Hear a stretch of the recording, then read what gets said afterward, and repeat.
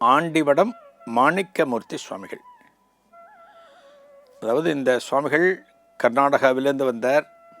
ஆண்டிமடத்தில் மடத்தை கட்டினார். இந்த இடத்துல தங்கினார். பாண்டிய தேசத்தில் முனியால் பாதிக்கப்பட்ட இளவரசியை அந்த முனியை விரட்டுறதுக்காக அம்மா சொல்லி புறப்பட்டு போயின்னு இருக்கார். இவர் எப்படி போகிறாருன்னா ஒரு பல்லக்கில் போகிறார். அந்த பல்லக்குக்கு என்ன பேர்னா ஒத்த பல்லக்குன்னு பேர்.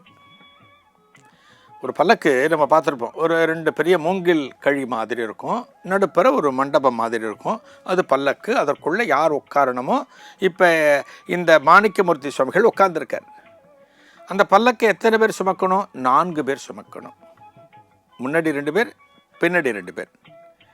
ஆனால் இந்த ஒத்த பல்லக்குன்னு என்ன தெரியுமா? ரொம்ப ஆச்சரியமாக இருக்கும். பின்னாடி மட்டும் 2 பேர் இருப்பாங்களாம், முன்னாடி யாருமே இருக்க மாட்டாங்க. பல்லக்கு போயிட்டே இருக்கும்.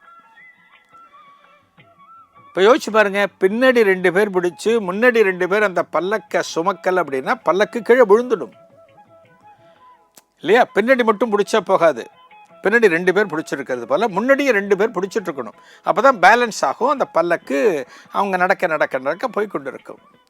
இந்த பல்லக்கு வித்தியாசமான பல்லக்கு. என்ன காரணம்? சுவாமிகளுடைய தவ வலிமை. 2 பேர் தான் பின்னாடி, அது மட்டும் தானாக போயிட்டுருக்கும் முன்னாடி. இந்த பல்லக்கில் தான் போகிறாராம். இந்த பாண்டிய நாட்டு எல்லைக்குள்ள நுழைகிறார் பாருங்க. பாண்டிய நாட்டு எல்லைக்குள்ள நுழைகிறார்.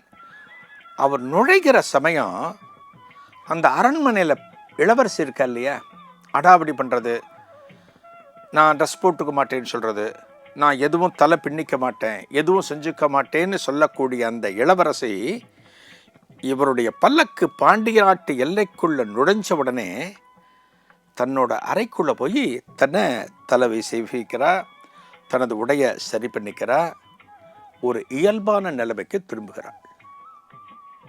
இன்னும் இந்த மாணிக்கமூர்த்தி சுவாமிகள் அரண்மனைக்கு வரவே இல்லை. அந்த பெண்ணை பார்க்கல, இளவரசியை பார்க்கல, இளவரசிக்கு ட்ரீட்மெண்ட் சிகிச்சை முறைகளையும் சொல்லலை. அந்த பாண்டிய நாட்டு எல்லைக்குள்ள வச்ச உடனே இத்தனை மாற்றங்கள். அப்ப ராஜா கேட்கிறார், என்னடா அது திடீர்னு நமது மகள் சரியாகி விட்டது போல காணப்படுகிறது, அவ இயல்பு நிலைமைக்கு வந்து விட்டாளே, ஒரு சாதாரணமான பெண் இந்த வயசுல எப்படி இருப்பாளோ அது போன்ற ஒரு பக்குவத்திற்கு வந்து விட்டாளே அப்படின்னு ஆச்சரியத்தோட சந்தோஷத்தோட தனது மந்திரிகளை கேட்கிறார். அதில் ஒருத்தர் சொல்றாராம், ராஜா, நம்ம நாட்டுக்குள்ள ஒரு சித்தர் பெருமான், ஒரு சுவாமிகள் வந்து கொண்டிருக்கிறார். நமது தேசத்திற்குள்ள அவர் அடியெடுத்து வைத்து விட்டதாக ஒரு தகவல் வந்திருக்கிறது. அவர் வந்த உடனே இந்த மாற்றங்கள் நடக்குதுன்னு நினைக்கிறேன். தங்களது மகளை சரி செய்வதற்காக அவர் புறப்பட்டு வந்து கொண்டிருக்கிறார். அவர் வந்தோடனே இப்படி ஆயிடுச்சுன்னு சொன்னோடனே ராஜாவுக்கு சந்தோஷம். ஆஹா, அவரை நான் வரவேற்க வேண்டுமே, இந்த அரண்மனைக்குள்ள அவரை வரவேற்க வேண்டும் சொல்லிட்டு ராஜா மந்திரி பிரதானிகள் அத்தனை பேரும் வாசலுக்கு வருகிறார்கள். இந்த பல்லக்கு வந்தாச்சு, அரண்மனைக்கு வந்தாச்சு. வந்த உடனே ராஜா அவரை வணங்கி கேட்கிறான் அந்த மாணிக்கமூர்த்தி சுவாமிகளை.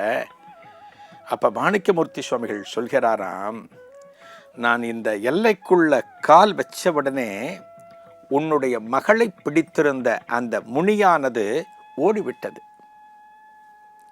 என்ன ஒரு பவர் பாருங்க, சித்தர்களுக்கு என்ன ஒரு மகிமை பாருங்க. அந்த முனியை விரட்டுறதுங்கிறது கஷ்டம். நம்ம நிறைய பார்த்துருக்கோம். இந்த முனிங்கிறது என்ன, இறந்து போன ஒரு ஆவி, இது போலத்தான் எல்லாமே இருக்கும்.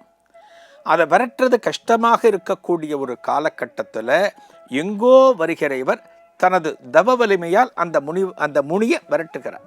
அந்த முனி ஓடி போயிடுச்சு. சொன்ன உடனே ராஜா அவரை வரவேற்று அவருக்கு சகலவிதமான மரியாதைகளையும் செய்கிறார்.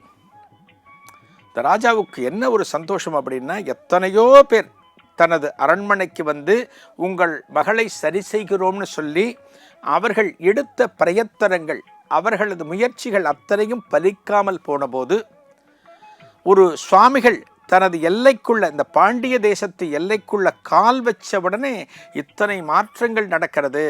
தனது மகள் மனம் மாறிவிட்டால், தனது மகள் பழைய நிலைமைக்கு திரும்பிவிட்டாள் அப்படிங்கிறது அந்த ராஜாவை ஒரு உச்சபட்ச சந்தோஷத்துக்கு கொண்டு போகிறது. ஒரு பெரும் சந்தோஷத்தோடு அந்த ராஜா ஆனந்தமாக காணப்படுகிறான். சில நாட்கள் அங்கே இருந்துவிட்டு இந்த மாணிக்கமூர்த்தி சுவாமிகள் திரும்பவும் தன்னுடைய இடத்திற்கு வந்து விடுகிறார். மாணிக்கமூர்த்தி சுவாமிகளை பற்றி இன்னும் 1-2 அதிசயங்கள், அற்புதங்கள் எல்லாமே இருக்கு. இப்போ நம்ம என்ன நினைக்கிறோம், இதெல்லாம் அந்த காலத்தில் போல இருக்கு, ஒரு முனி பிடிச்சா ஒரு பேய் பிடிச்சா அந்த காலத்தில் போல இருக்கு. அப்படி கிடையாது. இன்றைக்கும் இவருடைய ஜீவ சமாதிக்கு நீங்கள் போனீங்க அப்படின்னா உங்களுக்குள்ள இருக்கிற கெட்ட சக்திகள் அத்தனையும் இந்த மகான் அகற்றி விடுவார். நாளைய தினத்திலும் மாணிக்கமூர்த்தி சுவாமிகளின் அற்புதங்களை காணலாம். நன்றி, வணக்கம்.